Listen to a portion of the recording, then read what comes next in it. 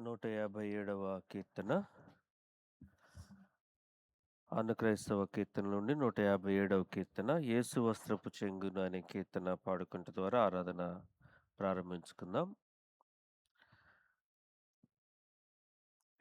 యేసు వస్త్రపు చెంగును మాత్రమే ఆశించి ముట్టినట్టి దోషకారుల రోగముల్ వెంటనే తొలగిపోయెను నిజముగా, వెంటనే తొలగిపోయెను నిజముగా.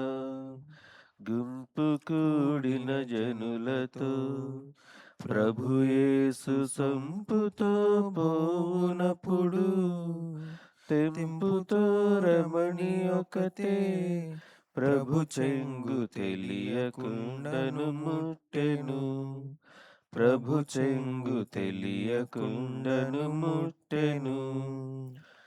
అంతటను రక్తధార ఆమెకు కింతైన లేకపోయే, ఇంతలో ప్రభువు ఎరిగి తన యొక్క వింత చూపెను జనులకు, తన యొక్క వింత చూపెను జనులకు.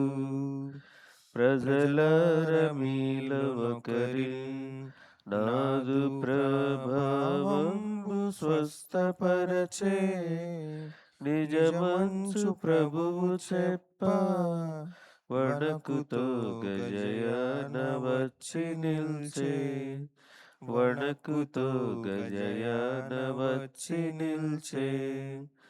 ఒదుగుచుండిన వనితతో శ్రీయేసు అదరు మానును ఇంకను, ఇదిగో నీ విశ్వాసము రక్షించే ముదిత నెమ్మదిని వెళ్ళు, రక్షించే ముదిత నెమ్మదిని వెళ్ళు. ఏపు మీరగ యేసును మీ యొక్క ప్రాపుగా నమ్ముకొనుడి, ఆపదలు తొలగించును, నిజముగా పాపముక్తుల చేయును, నిజముగా పాపముక్తుల చేయును. యేసు వస్త్రపు చెంగును మాత్రమే ఆశించి ముట్టినట్టి దోషకారుల రోగముల్ వెంటనే తొలగిపోయెను నిజముగా, వెంటనే తొలగిపోయెను నిజముగా.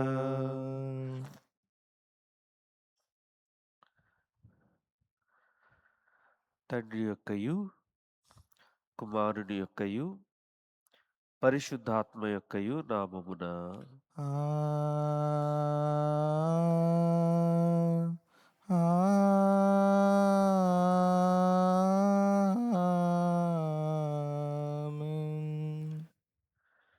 ప్రభువా మమ్మును కనికరింపుము,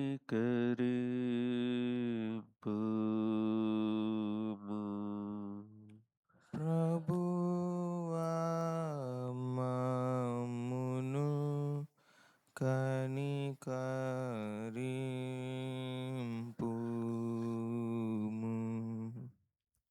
క్రీస్తు మమ్మును కనికరింపుము,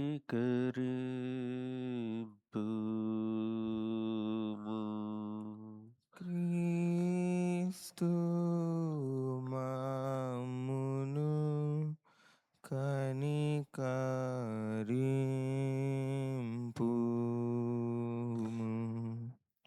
ప్రభువా మమ్మును కనికరింపుము,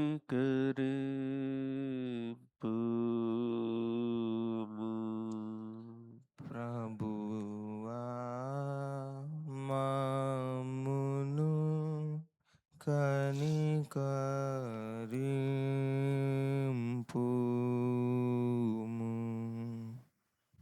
పరలోకమందున్న మా తండ్రి, మీ నామం పరిశుద్ధపరచబడుగాక, మీ రాజ్యం వచ్చునుగాక, మీ చిత్తము పరలోకమందు నెరవేర్చున్నట్లు భూమి యందు నెరవేరునుగాక.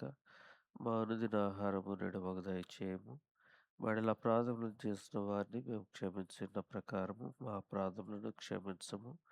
శోధనలోనికి తేక దుష్టువం తప్పించము. రాజ్యము, శక్తి, మహిమ నిరంతరము మీవే ఉన్నవి. ఆమేన్.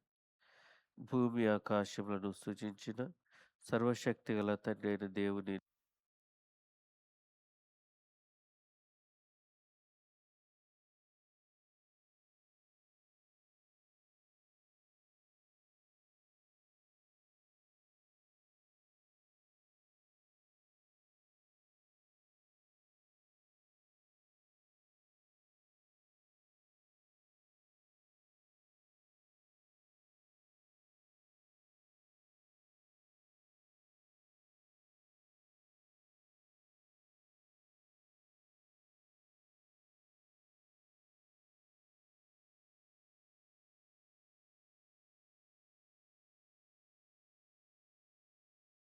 దేవుని ఉన్నవని నమ్ముచున్నాను.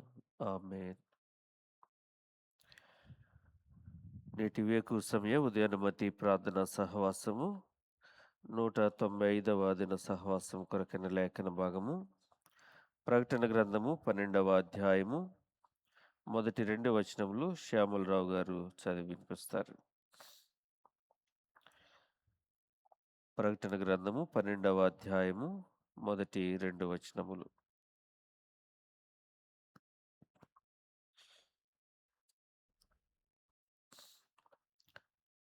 దయతో మన్నించాలి. కీర్తనల గ్రంథం నుండి 69వ సంకీర్తన. కీర్తనల నుండి 69వ సంకీర్తన 13 నుండి 24 వరకు ఉత్తర ప్రత్యుత్తరముగా చెప్పుకుందాం.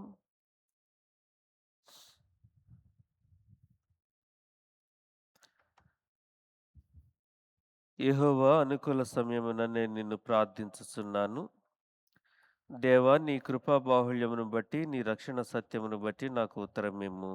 నేను దిగిపోకుండా ఊబిలో నుండి నన్ను తప్పించుము. నా పగవారి చేతిలో నుండి అగాధ జలములలో నుండి నన్ను తప్పించుము. నీటి వరదలు నన్ను ముంచనీయకుము, అగాధ సముద్రము నన్ను మృంగనీయకుము, గుంట నన్ను మృంగనీయకుము. యెహోవా, నీ కృప ఉత్తత్వమును బట్టి నాకు ఉత్తరమిమ్ము. నీ వాత్సల్య బాహుల్యమును బట్టి నా తట్టు తిరుగుము. సేవకునికి విముఖుడవై ఉండకుము. నేను ఇబ్బందిలో ఉన్నాను, త్వరగా నాకు ఉత్తరమిమ్ము. నా యొద్దకు సమీపించి నన్ను విమోచింపుము. నా శత్రువులను చూచి నన్ను విడిపింపుము. నిందయు, సిగ్గును, అవమానమును నాకు కలిగినని నీకు తెలిసి ఉన్నది. నా విరోధులందరూ నీకు కనబడుచున్నారు. నిందకు నా హృదయము బద్దలాయెను. నేను బహుగా కృషించి ఉన్నాను. కరుణించు వారి కొరకు కనిపెట్టుకొను గాని ఎవరునూ లేకపోయిరి.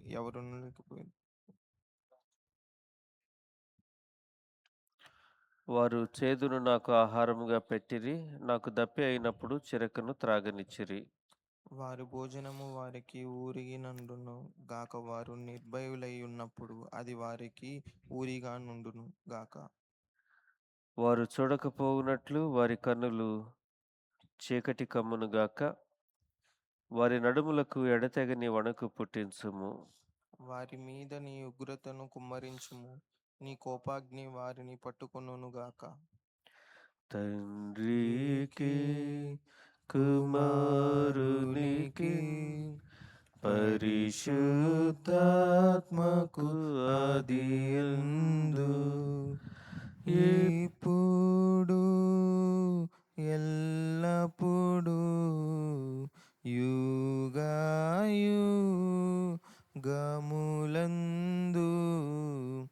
ఉండునట్లు మహిమా కలుగును గాక.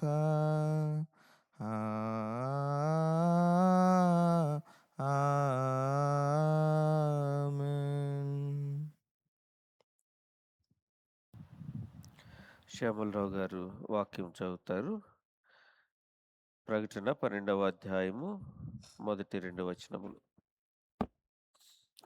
25వ తారీఖు జూన్ నెల 2020 సంవత్సరము 195 రోజు వేకో ధ్యానాంశముగా ఏర్పాటు చేయబడిన పాఠ్యభాగాంశము పరిశుద్ధుడైన యోహాను గారు రాసిన ప్రకటన గ్రంథము 12వ అధ్యాయము 1-2 వచనములు. పరిశుద్ధుడైన యోహాను గారు రాసిన ప్రకటన గ్రంథము 12వ అధ్యాయము 1-2 వచనములు ఈ విధంగా వ్రాయబడి ఉన్నది. అప్పుడు పరలోకమందు ఒక గొప్ప సూచన కనబడెను. అదేదమనగా సూర్యుని ధరించుకున్న యొక్క స్త్రీ, ఆమె పాదముల కింద చంద్రుడును, శిరస్సు మీద 12 నక్షత్రముల కిరీటమును ఉండెను. ఆమె గర్భిణి అయి ప్రసవేదన పడుచు ఆ నొప్పులకు కేకలు వేయుచుండెను. ఈ వాక్యమంత పర్యంతం. ఓ ప్రభువా, మమ్మల్ని కనికరింపుము. దేవునికి స్తోత్రం కలుగును గాక.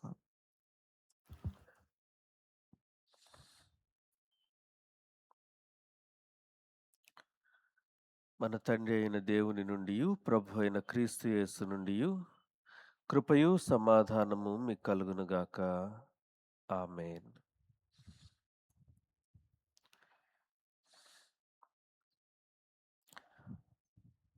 రెండు 2026వ సంవత్సరము జూన్ 25వ తారీఖు మన వేకు సమయం ఉదయనమతి ప్రార్థనా సహవాసంలో 195వ దిన సహవాసంలో మనం ఉన్నాము.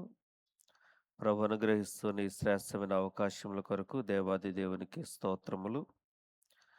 ఈరోజు లేఖన భాగము ప్రకటన గ్రంథము 12వ అధ్యాయము మొదటి 2 వచనములు. అప్పుడు పరలోకమందు ఒక గొప్ప సూచన కనబడెను. యోహాను గారి దర్శనములో ఆయన చూసేటువంటి వివిధ దృశ్యాలు, దర్శనంలోని భాగాలు, వాటి యొక్క ఆంతర్యము మనం గమనిస్తూ ఉన్న తరుణంలో ఇది స్పష్టమైన దర్శనం కాదు. అప్పుడు పరలోకమందు ఒక సూచన అంటే గురుతు. యేసు ప్రభువారు సూచక క్రియలు ఈ భూమి మీద చేసినప్పుడు యేసయ్య దేవునిగా, దేవుని కుమారునిగా, లోకరక్షకునిగా ఆయన ఉనికిని నిరూపించేటువంటి గురుతు ఆయన చేసినటువంటి కార్యం. అద్భుతాలు వేరు, సూచనలు వేరు.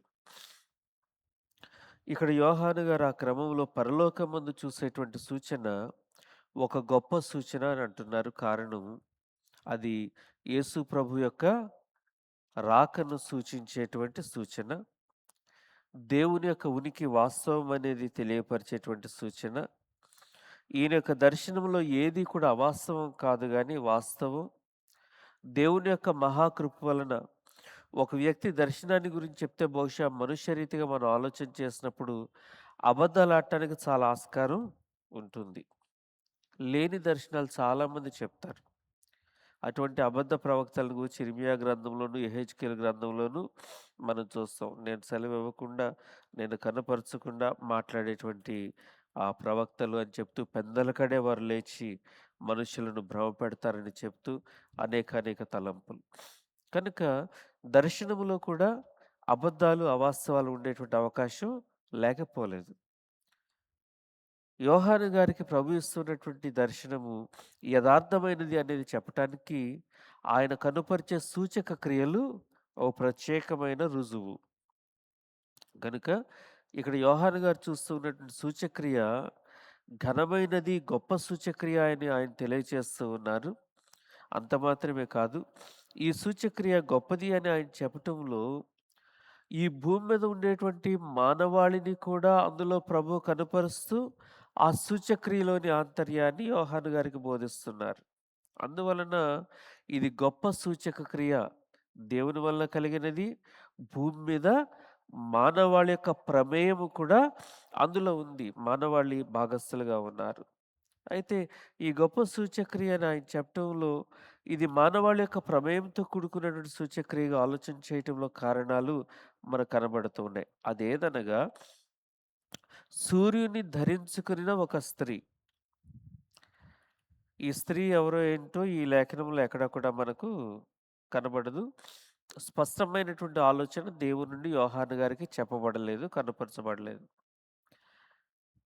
కానీ ఈ తాత్పర్యాన్ని మనం ఆలోచన చేస్తే యోహాను గారి యొక్క దర్శనంలో కనబడుతున్న ఈ స్త్రీని గురించి ఆలోచన చేస్తే ఆమె ఇస్రాయేలు జనాంగానికి సాదృశ్యంగా కనబడుతూ ఉన్నారు. ఇస్రాయేలు జనాంగంలో ఉన్నటువంటి 12 గోత్రాలు కూడా ఈ స్త్రీమూర్తిగా కనబడుతున్నారు. కారణం యెహోవా దేవుడు ఆశీర్వదించినటువంటి జనాంగం ఈ 12 గోత్రాల్లో నుంచి యోధా గోత్రం ద్వారా యేసు ప్రభువారు ఈ భూమి మీద జన్మించారు. గనుక యేసు ప్రభువారికి జన్మనిచ్చినటువంటి గోత్రాన్ని కలిగి ఉన్న ఈ జాతి యావత్తు కూడా యాకోబు యొక్క సంతానము లేదా ఇశ్రాయేలు జనాంగంగా ఎంచబడినటువంటి ఈ ఇశ్రాయేల్ అందరినీ కూడా ఈ స్త్రీగా యోహాను గారు చూస్తున్నారు. వారి నుండి యేసు ప్రభు ఉద్భవించడం జరిగింది. మరలా గమనిస్తూ ఉంటే అదే సంతానము యేసు ప్రభు వారి యొక్క రాక కొరకు నిరీక్షిస్తూ ఉన్న సందర్భంలో వారికి ప్రభు యొక్క రాకను గురించి నిరీక్షించటం చాలా కష్టమవుతుంది. ఎందుకు అనంటే వారు యేసు ప్రభు వారి యొక్క రాక మెస్సయగా ఒక రాజాదిరాజుగా ఉండాలని ఆలోచన చేస్తున్నారు. ఇప్పటికే నరావతారిగా ఈ భూమి మీదకి వచ్చినటువంటి యేసు ప్రభువుని విశ్వసించటం లేదు. గనుక ఇది చాలా ప్రయాసతో కూడినటువంటి విషయం అవుతూ ఉంది. ఈ సూచక్రియ వారు గ్రహించవలసిన ఆవశ్యకత ఇక్కడ తెలియపరచబడుతూ ఉంది. ఈ స్త్రీ సూర్యుని ధరించుకోవటం అనంటే ఈ 12 గోత్రాలు ఇశ్రాయేలు యొక్క జనాంగానికి దేవుడు అనుగ్రహించిన మహిమ. మహిమను ధరించుకున్నటువంటి స్త్రీ. సూర్యుని యొక్క వెలుగు యావత్తు కూడా ఒక వస్త్రధారణగా కలిగి ఉన్నటువంటి స్త్రీ. ఆ స్త్రీతో ఈ 12 గోత్రాలు కూడా పోల్చబడుతూ ఉన్నాయి. ఆమె యొక్క స్థితిని అక్కడ ఈయన గమనిస్తూ ఉన్నప్పుడు ఆమె పాదముల క్రింద చంద్రుడును, శిరస్సు మీద 12 నక్షత్రముల కిరీటమును ఉండెను.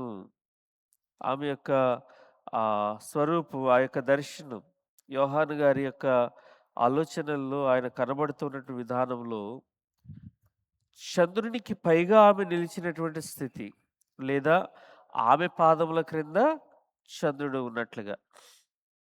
అంటే చంద్రుని మీద ఆమె నిలవబడ్డారు అని చెప్పడానికి వీల్లేదు. కానీ సూర్యుడిని ఒక వస్త్రములాగా ధరించుకున్నటువంటి ఆమె చంద్రుడిని మాత్రం తన పాదాలకు దిగువన కలిగి ఉన్నారు.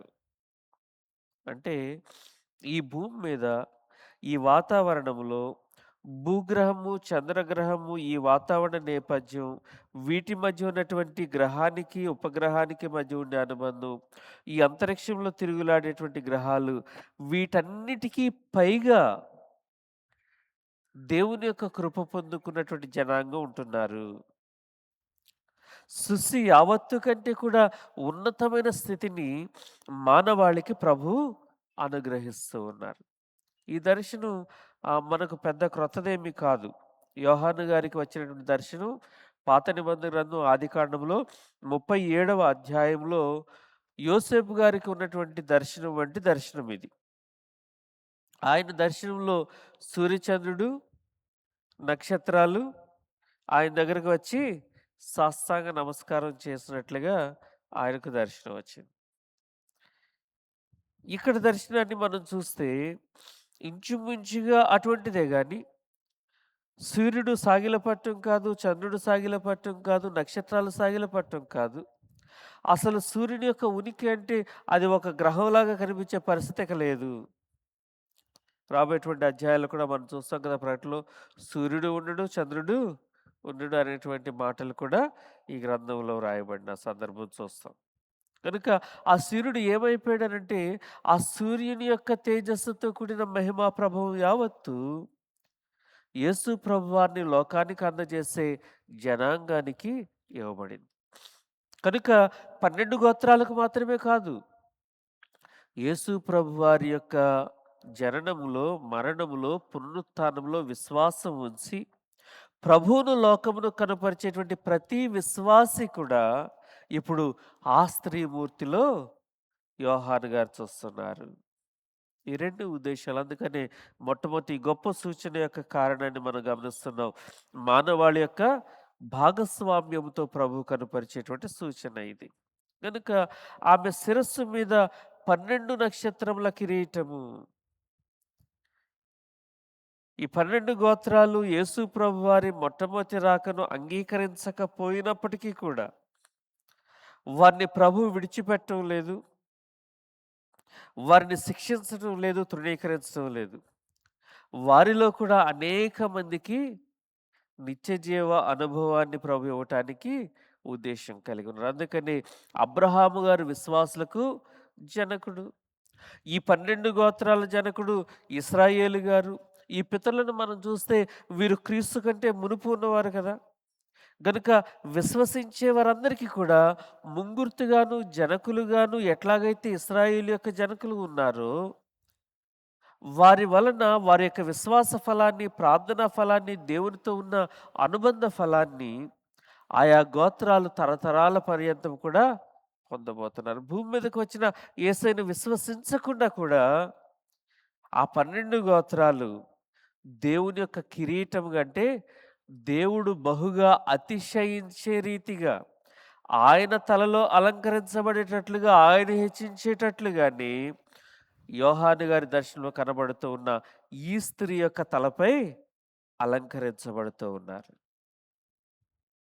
విశ్వాసులు ఇశ్రాయేలు 12 గోత్రాలకు ఉన్నటువంటి ఆధిక్యత, ప్రభువారికి ఇస్తున్నటువంటి ఘనత ఈ గొప్ప సూచనలో యోహాను గారు చూడగలుగుతూ ఉన్నారు. ఆమె మొట్టమొదటి గర్భిణి కాదావిడ. ఆమె గర్భిణి అయి మొట్టమొదట చూసినప్పుడు ఆమె గర్భిణిగా యోహాను గారికి కనపరచబడలేదు.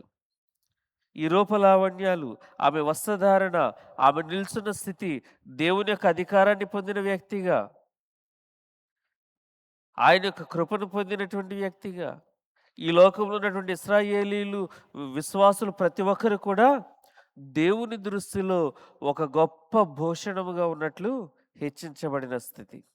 అయితే ఆమె అడ్వాన్స్ అవుతూ ఉన్నప్పుడు ఆమె గర్భిణి అయి ప్రసవ వేదన పడచ్చు ఆ నొప్పులకు కేకలు వేయుచుండెను. ఎందుకు కేకలు అనంటే ఇది మొదటి ప్రసవం కాదు. యేసయ్య ఈ భూమి మీద జనించినప్పుడు అప్పుడు కలిగినటువంటి సందర్భం కాదు. రెండవ పర్యాయము ఆయన రాజుగానే రాబోతూ ఉన్నారు.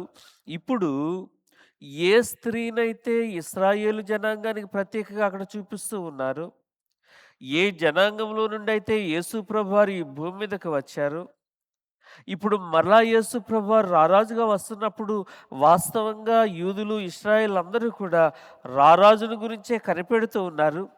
కానీ ఆయన తీరా వచ్చినప్పుడు ఎంతమంది ఆయనకు మహిమకరముగా ఆయనను ఆహ్వానించేవారుగా ఉంటారో, చేర్చుకునేవారుగా ఉంటారో, ఆయన అనుగ్రహించే నిత్య జీవులకి చేరతారో అది బహు సందేహాస్పదమైన విషయం.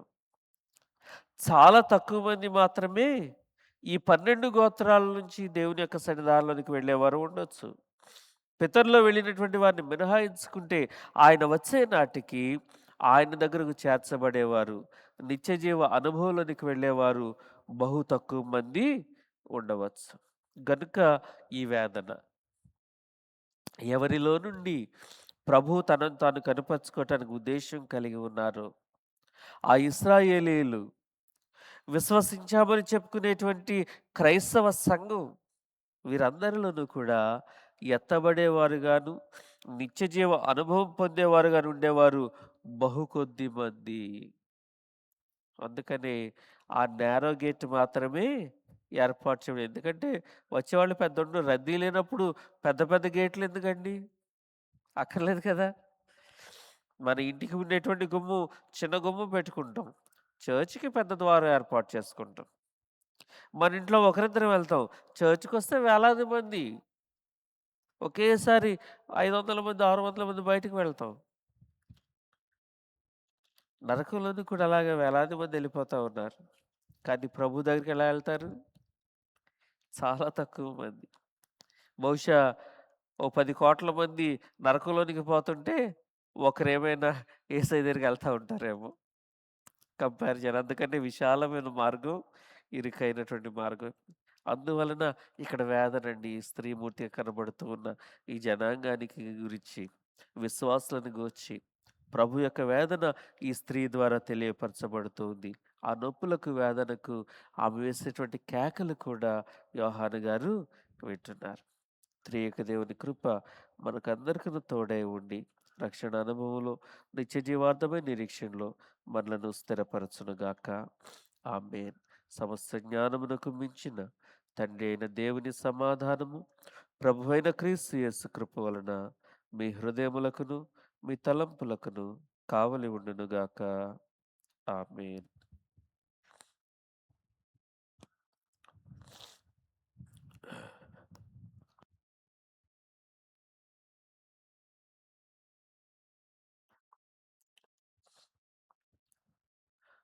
యెహోవా, నేను మీతో మనవి చేయుచున్నాను. ఉదయమున నా ప్రార్థన మిమ్మును ఎదుర్కొనును.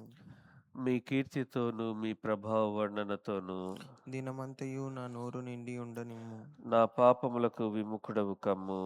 నా దోషములన్నిటినీ తుడిచివేయుము. దేవా, నాయందు శుద్ధ హృదయము కలుగజేయము. నా అంతరంగంలో స్థిరమైన మనస్సు నూతనముగా పుట్టింపుము. మీ సన్నిధిలో నుండి నన్ను త్రోసివేయకుము. మీ పరిశుద్ధాత్మను నా యొద్ద నుండి తీసివేయకుము. మీ రక్షణ ఆనందము నాకు మరలా పుట్టింపుము. సమ్మతి గల మనస్సు కలుగజేసి నన్ను దృఢపరచుము. ఈ దినమున మేము పాపము చేయకుండానట్లు ఓ ప్రభువా, మీ కృపను అనుగ్రహింపుము. ఓ ప్రభువా, మమ్మను కనికరింపుము. మమ్మును కనికరింపుము. ప్రభువా, మేము మీ కొరకు కనిపెట్టుచున్నాము. కనుక మీ కృప మా మీదుండనిమ్ము. యెహోవా, నా ప్రార్థన ఆలకింపుము. నా మొర మీ యొద్దకు చేరనిమ్ము. ప్రభువు మీతో ఉండుగాక. మీ ఆత్మతో నుండునుగాక. ప్రార్థన చేసుకుందాం.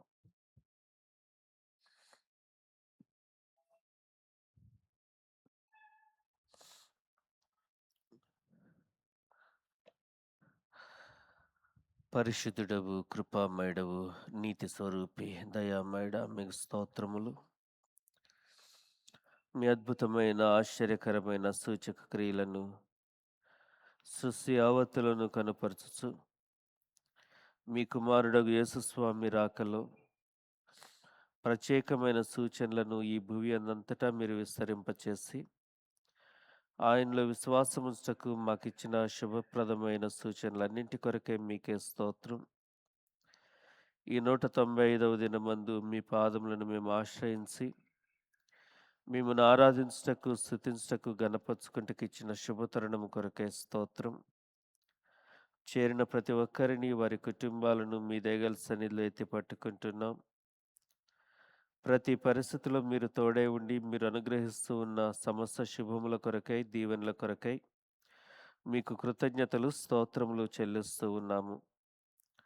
మీ సహాయము, నడిపింపు అనునిత్యమును అనుగ్రహించండి. మీకు మహిమకరమైన తలంపులు మీ ప్రియబిడ్డల వెంట ఉంచండి. వారు చేపట్టిన సమస్త కార్యములను సఫలపరచండి. మీ సన్నిధానంలో ఇంకనూ భయభక్తులతో జీవిస్తూ మిమ్మల్ని గణపరచు ఆశీర్వాదకరమైన అనుభవాలు దయచేయమని వేడుకుంటున్నాం. ఆన్లైన్లో ఏకీభవించు వారి నిమిత్తమై మీకు స్తోత్రములు. మీ సన్నిధి వెంట ఉంచండి. మీకు మహిమకరమైన దీవెనలు సమృద్ధిగా వారికి అనుగ్రహించండి.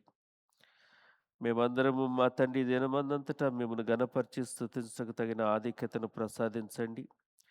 మేము వెళ్ళే ప్రతి మార్గములో మా బాధ్యతల్లో, పరిచర్యలో, ప్రతి పనిలో, ఉద్యోగంలో, చదువులో మీ ప్రియబిడ్డలందరినూ కావలి కాచి సంరక్షించి ఆశీర్వదించండి. యేసునామమున ప్రార్థించి వేడుకొంచున్నాము. ఆమేన్. పరలోకపు తండ్రి, పోయిన రాత్రి సకల అపాయముల నుండి, హాని నుండి మీరు మమ్మను కాపాడినందుకు మీ ప్రియ కుమారుడైన యేసుక్రీస్తు ద్వారా మీకు వందనములు చెల్లించున్నాము. మా సకల తలంపులలోను, మాటల్లోను, క్రియలలోను మిమ్మల్ని సేవించి సంతోషిస్తున్నట్లు ఈ దినము కూడా మమ్మను సమస్త పాపము నుండి, కీడంతటి నుండి కాపాడి రక్షింపుమని మిమ్మల్ని వేడుకొనుచున్నాము. మీ చేతులకు మా శరీరాత్మలను, మా సమస్తమును అప్పగించుతున్నాము. మా మీద దుస్తునికి శక్తి లేకుండానట్లు మమ్ము కాపాటకు మీ పరిశుద్ధ దూతలకు ఆజ్ఞాపింపమని మా ప్రభుని యేసుక్రీస్తు ద్వారా వేడుకొనుచున్నాము. ఆమేన్. మనం ప్రభువును సన్నుతింతము. మన ప్రభు అయిన యేసుక్రీస్తు వారి కృపయు, తండ్రి అయిన దేవుని ప్రేమయు, పరిశుద్ధాత్మ అన్యోన్య సహవాసము మనకందరికను తోడై ఉండి సంరక్షించి ఆశీర్వదించునుగాక. ఆమేన్. ఆమేన్.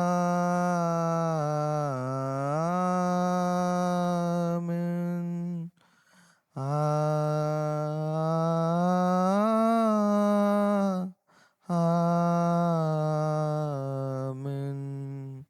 మేలనీచు దేవుని స్తుతించు సర్వ సృష్టియు నూతించు మోక్ష సైన్యము పితృపుత్ర శుద్ధాత్మలన్. ఆమేన్.